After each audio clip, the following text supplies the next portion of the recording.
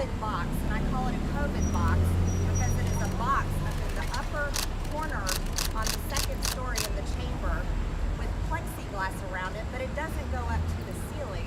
No, it only goes halfway with air vents that blow air from the COVID box down to the House floor below. And this is so that Nancy Pelosi can have as many people as possible come to town and vote for her for Speaker of the House because she needed them there. And you know what? We aren't to the age where Star Trek with Zoom, beaming people in. These people had to fly into town. They were COVID positive, walk through the Capitol, walk all around. They were around people, and they came into the chamber to vote for her for Speaker of the House. So I can tell you for a fact, as a witness with my own eyes, Nancy Pelosi, as Speaker of the House, does not care about COVID-19. All she cares about is control, and that is what the mask is. Another thing, we are not held to fines anywhere but inside the chamber, which is where cameras are, so that she can make sure that she controls people with masks. And so I find it outrageous that we have such a hypocrite, and I call her the queen of the House of Hypocrites, for bringing people to Washington, D.C. at the very beginning of the 117th Congress, exposing all of us to COVID-19 just so she can have the votes to be Speaker of the House. And then she turns around and fines us when after the CDC and after Joe Biden said it was okay to stop wearing your mask. So this is why I'm filing this federal lawsuit. And another thing is it is beyond me why we are mistreating people, segregating people, discriminating against people for masks and vaccines, which should be a choice. I'm not anti-vaccine. I believe in people's freedom to choose to get a vaccine or wear a mask if they want one. And then, have that picture? Oh, good. One more thing. The same day that I received a fine for not wearing a mask, the Speaker of the House was on the floor not wearing a mask. So where's her fine is what I'm wondering. So this is going to be something that's very important. I hope all of you will follow, and thank you for your time. And at this time, I hand it over to Mr. Norman. Thank you, Marjorie. It's my honor to be here with Congressman Massie and Congresswoman Greene. You know, this is about freedom. This is about our rights. Nancy Pelosi, as Speaker of the House, has a huge amount of power. It's all about power, folks. It's all about mandating something that she has no right to do. Now, she's weaponizing our pay. Article 27 is set by law. It's not set by Nancy Pelosi. Article 1, Section 5, Congress can punish you for disorderly conduct. Is it really disorderly conduct by going against a rule that Ms. Pelosi set as she is Speaker of this entire House? And let me ask you this, what if Nancy Pelosi mandates that we all ought to dye our hair blue and wear blue socks? Is that going to be mandated? Is that going to be a fine if we don't do that? This is to stop future abuses of power as she has demonstrated here. And as Marjorie said, it's so hypocritical. It's not only what she did about bringing people in to vote for her, they have to go through the lower chambers to get to the third floor, potentially infecting all of us. We all remember the picture of her as she was getting her hair done in the height of the pandemic where she did not have a mask. And the ultimate hypocrisy is the crisis we got at the border. They keep saying, get vaccinated. We're letting millions of people, 1 million today, come across the border. We don't know what they have. Did they have the Delta variant? Did they have the Lambda variant? What is that doing to the American people? So this is something that we feel strong about. I applaud Congresswoman Greene and Congressman Massie for having the backbone to stand up and to say we're not taking it anymore. And we don't want this to happen to future elected members of Congress. And it's time to stand up. It's time to protect our freedom in this country. Thank you. I call on Congressman Massie. Thank you, Ralph and Marjorie. I think Marjorie summed it up well. You can sum up this whole case in two pictures. These are on the same day in the same chamber. This is Marjorie and Ralph and I. This is Nancy Pelosi. She deducted money from our paychecks. Why?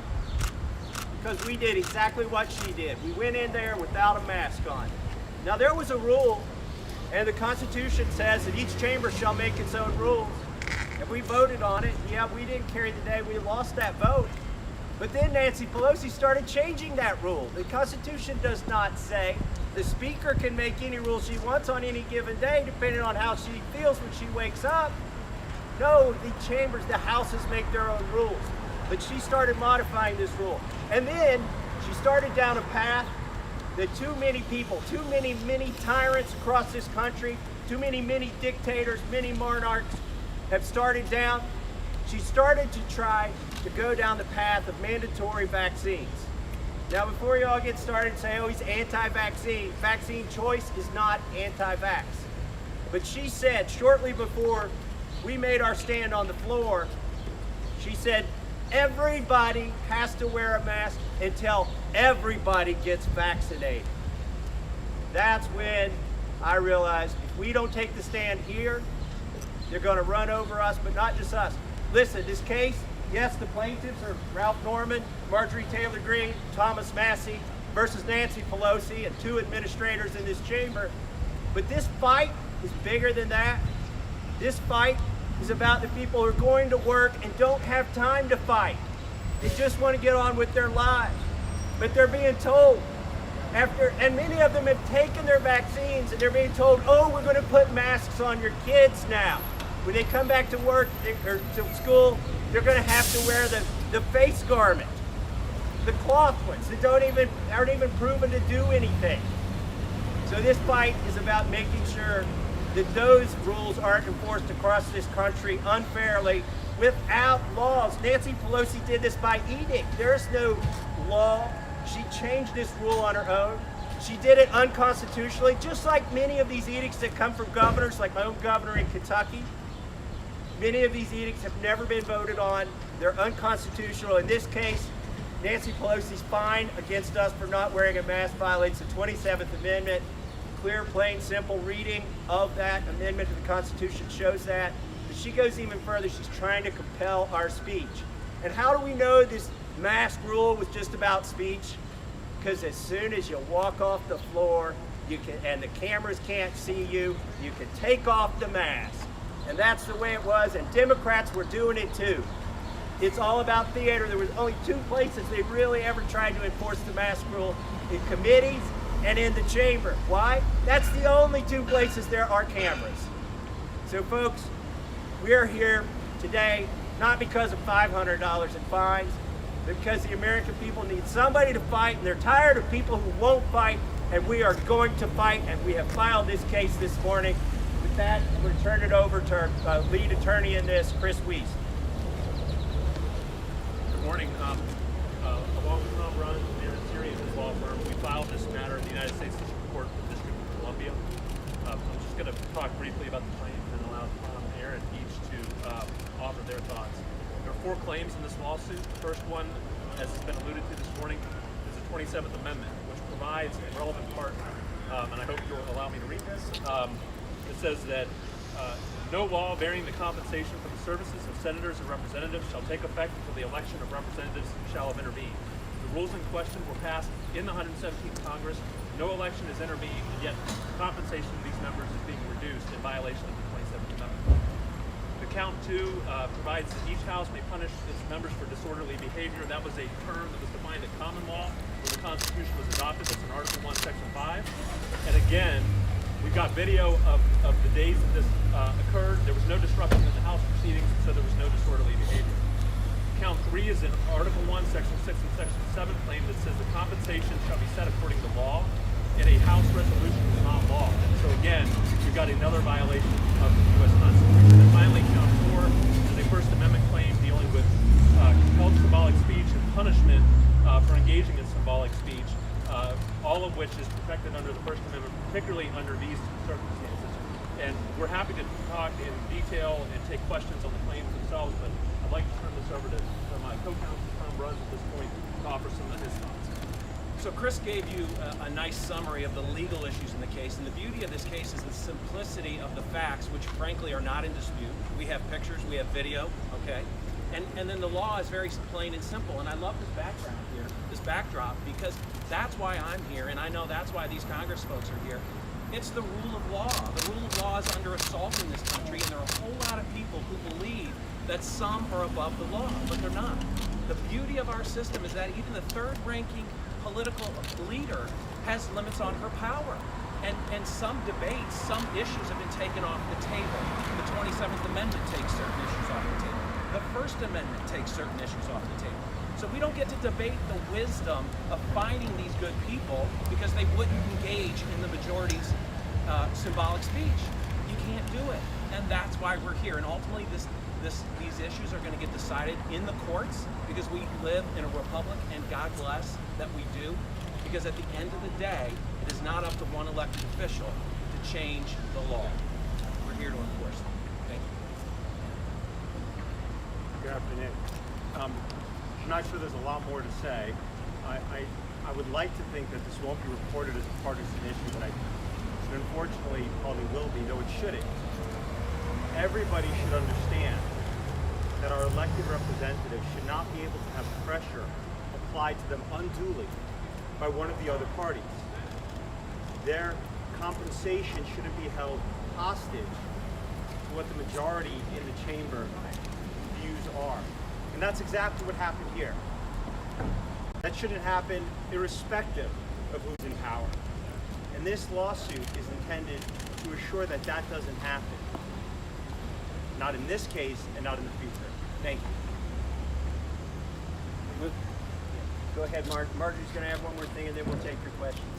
I just wanted to add one more thing. When we had our hearings with the House Ethics Committee, the first thing I stated to the committee, which is 5 Democrats and 5 Republicans, is I said to 4 of the 5 Democrats on the committee that they had signed their name on a resolution to expel me from Congress that did not say I had broken a law or that I had done anything wrong. It just says that I should be expelled from Congress. 4 out of the 5 Democrat members on the House Ethics Committee already had their name on that resolution. I asked them to recuse themselves. After all, they are on the Ethics Committee, and you would think it would be ethical for them to recuse themselves, and they refused. So you see, this is political. It's always political, and that's the way the Democrats are running things. And so I just wanted to add that in and make sure that's known. Thank you. Anybody have questions? Yes, sir. What does it mean that a member of Congress has to file a federal lawsuit with the court that a rule change on the floor of Congress? So his question was, what does it mean that a member of Congress has to file a federal lawsuit to get a change of the rules? But the problem is, there's a violation of the Constitution. We're not debating House rules in this court proceeding. We're debating the Constitution. We just want the Constitution applied. And she has changed the rules, for instance. And as I said before, the Constitution says each House shall make the rules of its proceedings. It does not say the Speaker shall. And there's no other authority here to appeal this to. It has to go to the courts, unfortunately. Yes. Hi. So some judges have upheld things like vaccine mandates, for example, at Indiana University. Is there something different about your situation? It's not a vaccine mandate. It was a rule that required a mask in Congress. So there was no requirement to be having a vaccine, though I will note that the rule didn't provide that those who have immunity, meaning those who had COVID, didn't have to wear a mask. It didn't account for that science. And in fact, even those who had vaccines at times have to wear a mask as well. So it didn't account for that science either. He makes a great point that needs to be made, and a footnote is noted in the lawsuit that the CDC said if you're vaccinated, you don't need to wear a mask, but she continued on with that. But furthermore, the CDC refuses to ignore natural immunity that's been conferred to those who've already been infected. Now, we're not in any way, shape, or form advocating that you should get infected instead of taking the vaccine. But science dictates that if you're going to require immunity, you have to acknowledge natural immunity as well. And it was clear she was going down the path of requiring vaccines for every member of Congress. You can go look at her own words 4 days before we went to the floor without our masks. She said, until everybody here gets vaccinated. She did not say, until everybody here has immunity. So again, it's become sort of a religion or something political, and it's a denial of science. Congressman Massey, you've been among the loudest voices challenging the CDC. Are you, you raise important questions, but are you concerned that your sort of this constant drumbeat and your opposition to the Dr. Fauci, others, that it might be leading to vaccine hesitancy in your community? Right now in Kentucky, less than 50% of the state is vaccinated. Well, nobody should take advice from a bureaucrat or a politician. And the longer they've been in D.C., the less you should trust them, okay? So you can tell me where that puts Dr. Fauci on the scale. You should go talk to a doctor, your family doctor, somebody that's going to be responsible for caring for you, not just 30 minutes after the vaccine is administered, but 30 days or 3 years after the vaccine is administered. Go get advice from a medical professional that you know. Don't take it from me, don't take it from any of us. And that's the message that I believe on that. You all have, the real message here is what's next for Ms. Pelosi? If she's not challenged here, what other edict can she pass? It's not about getting the vaccine or not getting the vaccine. I mean, that's called freedom for each American to choose themselves. This is about stopping an abuse of power that has been a pattern throughout the speakership of Ms. Pelosi. And if not now, when do we challenge it? And so that's why I'm so excited about this lawsuit. Do I like lawsuits? No. But there is a time to fight. There is a time to challenge. And now is that time. And I'm just glad my two colleagues were willing to do so. I'd like to address the issue about misinformation. I'm a big believer in the people and them being able to make up their own mind, because I believe the people are smarter than anyone gives them credit. And you want to talk about misinformation, I think we should hold our social media accountable, because they are not in charge of deciding which information should be distributed, which information should not be distributed. As a matter of fact, there's people that have a lot of stories to tell about their experience. They may have had side effects and bad experiences with the vaccine, but yet their stories are canceled and their stories are not heard in the media. So I challenge you, the media, who has the information. You guys hold the microphone and the pen in hand to distribute information. I challenge you to tell those stories. And then I also challenge you to tell the stories and ask for investigations of why over 6,000 people have been reported to have died for the VAERS system on the CDC. So you see, everyone has a right to all information, not just some information, and you can't point your finger at any of us and say that we're spreading around misinformation when Dr. Fauci is the one that has switched back and forth on what his advice is. And by the way, none of us elected that man to make decisions on how our country should be run, how our businesses should be run, and how our children should be treated in the schools that we pay taxes for them to be educated in. So do not ask us and point fingers at us on misinformation when you yourself are the ones that are in charge of the information at hand. Challenge people, challenge Facebook, Twitter, and say, why? Why are you censoring some stories and then telling others? Challenge the VAERS system, challenge CDC. Why are these deaths not being investigated? Let people make up their own mind. This is America, where we're supposed to be free. At least we think we are.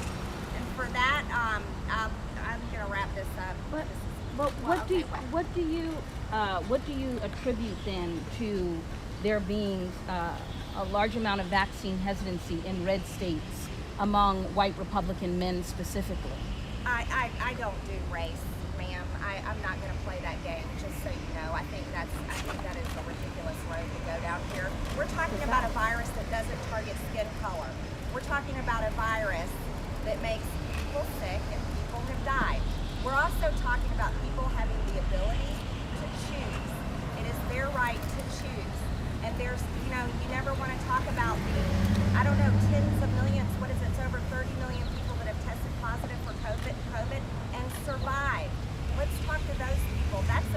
also. That's called natural herd immunity.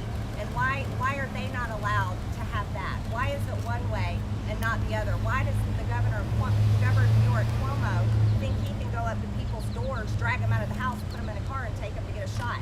Because that's what he said. Why do you have cities out in California saying that if someone refuses to wear a mask, they have to wear a sticker saying whether they're vaccinated or not? Let's talk about segregation and discrimination. Those are the issues. Our governor in Kentucky has engendered no trust by sending state troopers to churches to write down license plate numbers. And then he wants people's trust after that? I don't think so. But listen, as our attorney said, the facts really aren't in dispute in this case. I want to leave you with two things.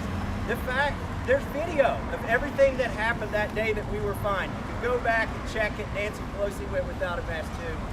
We think we're going to prevail in this case. We think it's going to be a groundbreaking decision on a constitutional issue that frankly hasn't been tested. But this case is much more than that.